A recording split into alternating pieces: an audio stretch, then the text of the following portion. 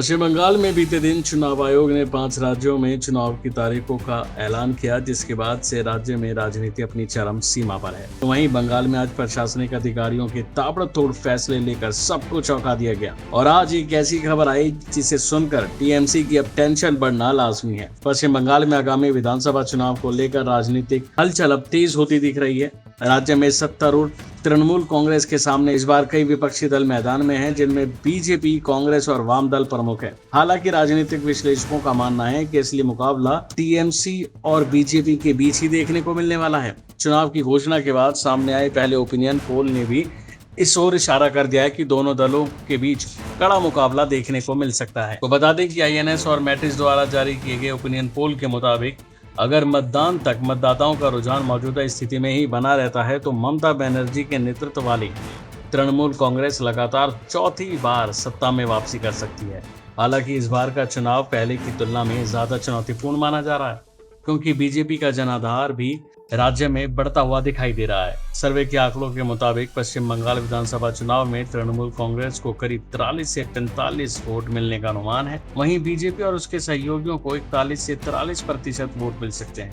इस तरह दोनों प्रमुख दलों के वोट प्रतिशत में केवल 1 से 2% का अंतर देखने को मिल रहा है, जो चुनावी मुकाबले को बेहद रोमांचक बना सकता है।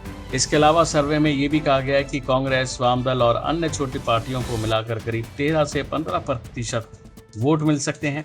हालांकि इन दलों की मौजूदगी चुनाव को बहुकोणीय जरूर बनाती है, लेकिन फिलहाल राज्य की राजनीति में सीधा मुकाबला तृणमूल कांग्रेस और बीजेपी के बीच ही नजर आ रहा है। अगर साल 2021 के विधानसभा चुनाव के नतीजों से तुलना की जाए तो इस ओपिनियन पोल में कुछ बदलाव के संकेत मिलते हैं।